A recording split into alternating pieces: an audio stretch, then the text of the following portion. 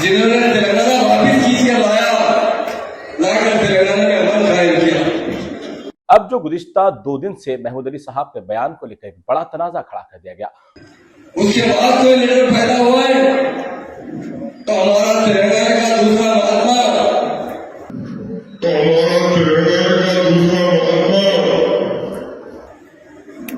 1954 में केसीआर साहब पैदा हुए।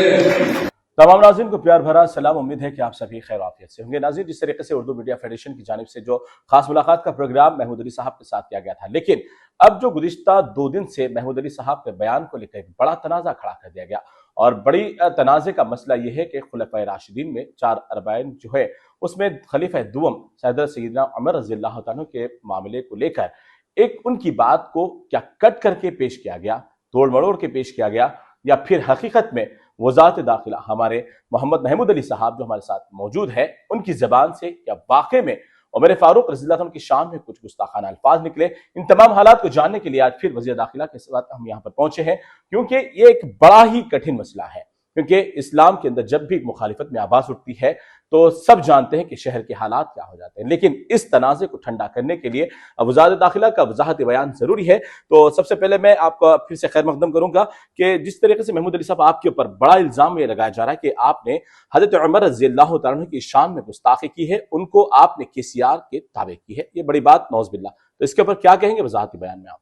अब्दुल्ला भाई, ये कभी सोच भी सकते हैं? कोई भी बात बताना चाहता हूँ जी। उमर रज़ियल्लाहु अन्हु के सामने तो हजारों की गर्दनें भी शहीद कर दी जाए तो मामूली बात है जी। हम बड़ा एहतराम करते हैं, हम मुसलमान हैं। बराबर। हम जो है महात्मा गांधी से कंपेयर किया गया, क्योंकि हम हमेशा केसीआर साहब को दूसरा गांधी करते हैं। जी। हमने खुद कहा कि हमारे तेलंगाना के दूसरे गांधी जी। केसीआर साहब जन्म के बारे में कहें, आप देख लीजिए, आप तफसील से हमारे बयान को दीजिए। एक चैनल वाले ने उसे, जो हमारे अपोजिट में काम कर रहा है, उसे तोड़ मोड़ के पेश किया गया। जी। और मैं कल खुद बहुत बड़े बड़े उलमाओं के साथ बैठा था, मुफ्तियों के साथ बैठा था खम्मम में, जी। पूरा पूरा उस पर डिस्कस भी किया और कहा कि वो तोड़ मोड़ के पेश करने के बाद भी किसी को तकलीफ है तो मैं दिल से माफी चाहता हूँ कहा। और मैं तो बहुत एहतराम करने वाला आदमी हूँ, और उलमा, बहुत उलमाओं को और मशाइख हज़रात को, और खासकर हमारे खुलफाए राशिदीन तो बहुत बड़े हैं, वो किधर से किधर मिला सकते हैं। आप मैं माजरत से कहना चाहता हूँ कि लोग इस तरह से सोच रहे हैं, वो बहुत, हम तो ख्वाब में क्या सोच भी नहीं सकते ऐसी बात। आपकी बात को लेकर मतलब तमाम मुसलमानों में बरहमी की लहर फैली हुई है कि हकीकत में आपकी जो वीडियो को तोड़ मड़ोड़ के पेश किया गया उसके तो हम वजाहत करेंगे, लेकिन आप उन तमाम लोगों को जो बरहमी की हालत में है, आपके खिलाफ बहुत सारे नाजिबा अल्फाजों का भी इस्तेमाल हो रहा है, उनके लिए क्या कहेंगे आप? मैं उनसे कहता हूँ कि आप सोचिए, जी। हम भी मुसलमान हैं और हम भी बहुत हलाल रोजी खाते हैं, बहुत पक्के मुसलमान हैं, बहुत ईमान पे चलने वाले मुसलमान हैं।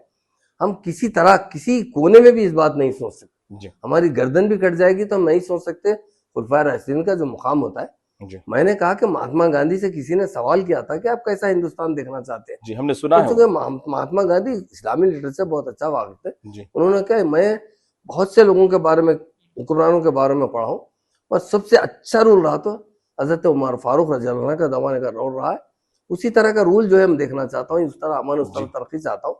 और नौज़बिल्लाह मैं किस तरह भी बोल ही नहीं सकता, और उसे तोड़ मोड़ के पेश किया गया। अगर किसी को मेरी वजह से, इस बयानबाजी की वजह से कोई तकलीफ है तो मैं कल भी कहा हूँ कि माफी चाहता हूँ, आज भी कहता हूँ कि माफी चाहता हूँ।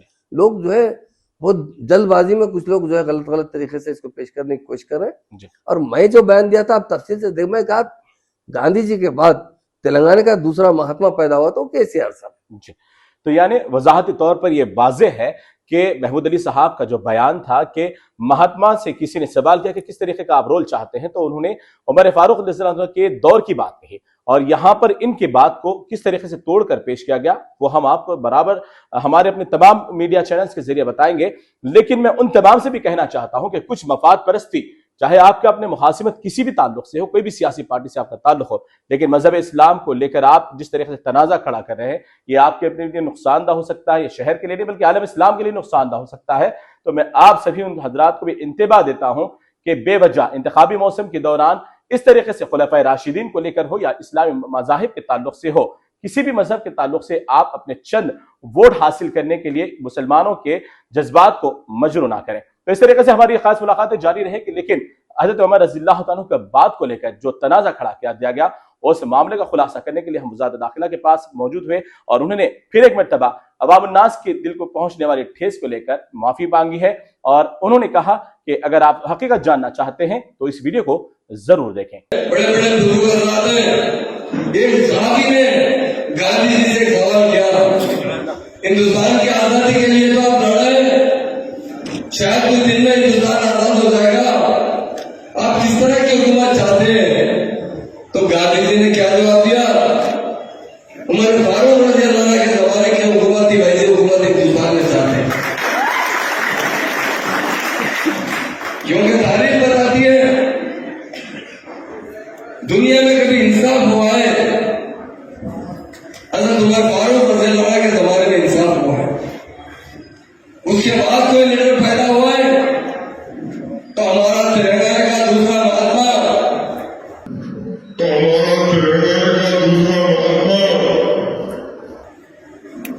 1954 में केसीआर साहब पैदा हुए।